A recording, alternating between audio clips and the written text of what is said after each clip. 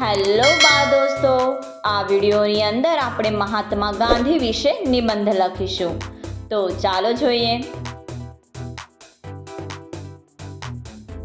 મહાત્મા ગાંધીનો જન્મ 2 ઓક્ટોબર 1869ના રોજ પોરબંદરમાં થયો હતો. તેમનું પૂરું નામ મોહનદાસ કરમચંદ ગાંધી. તેમની માતાનું નામ પુતળીબાઈ હતું. બાળપણમાં તેમણે હરિશ્ચંદ્ર નાટક જોયું અને શ્રવણની વાર્તા વાંચી. તેની તેમના હૃદય પર ઊંડી અસર થઈ. તે દિવસથી તેમણે સાચું બોલવાનો અને મા બાપની સેવા કરવાનો નિર્ધાર કર્યો હતો. ગાંધીજી માધ્યમિક શિક્ષણ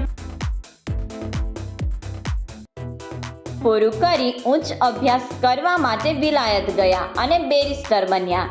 ગાંધીજી વકીલાત કરવા માટે દક્ષિણ આફ્રિકા ગયા હતા. ત્યાં તેમણે ગોરાઓ દ્વારા હિન્દીઓને થતો અન્યાય નજરો નજર જોયો. તેમને પોતાને પણ ત્યાં ચાલતા રંગભેદનો કડવો અનુભવ થયો. તેમણે તે અન્યાય દૂર કરાવવા માટે અહિંસક લડત ઉપાડી. તેમાં તેમને સફળતા મળી. ત્યાર પછી ગાંધીજી દક્ષિણ આફ્રિકાથી ભારત પાછા આવ્યા. ભારતમાં તે વખતે અંગ્રેજોનું શાસન હતું. ભારતને અંગ્રેજોની ગુલામીમાંથી મુક્ત કરવા માટે ગાંધીજીએ દેશવ્યાપી આંદોલન શરૂ કર્યું. અહિંસા અને સત્યાગ્રહ તેમના શસ્ત્રો હતા. દેશની જનતા અને અનેક દેશ નેતાઓએ તેમને તન મન અને ધનથી સાથ આપ્યો. અંગ્રેજોએ તેમને ઘણીવાર જેલમાં પૂર્યા, પણ તેઓ હિંમત હાર્યા નહીં. છેવટે સૌના પ્રયત્નોથી ભારતને 1947માં આઝાદી મળી. ગાંધીજીએ અમદાવાદમાં પહેલા કોચરબમાં અને પછી સાબરમતી નદીને કિનારે આશ્રમની સ્થાપના કરી. તેઓ સાદાઈથી રહેતા. ગમે તેટલું કામ હોવા છતાં તેઓ સવાર સાંજ પ્રાર્થના કરતા. તેમની પ્રાર્થના સભામાં અનેક લોકો આવતા.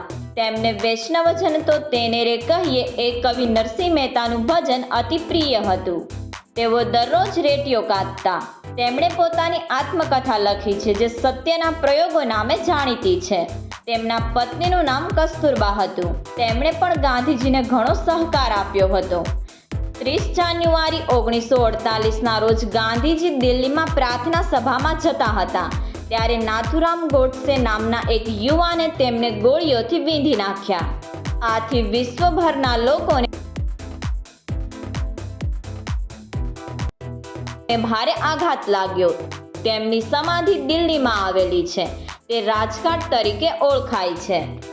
દેશવાસીઓ ગાંધીજીને રાષ્ટ્રપિતા તરીકે આજે પણ યાદ કરે છે.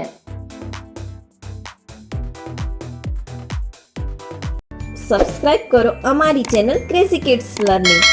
નવા વિડીયોનું નોટિફિકેશન મેળવવા માટે બેલ આઇકોન પ્રેસ કરવાનું ચૂકશો નહીં. અને જો તમને વિડીયો પસંદ આવે તો લાઈક અને શેર કરવાનું ભૂલશો નહીં.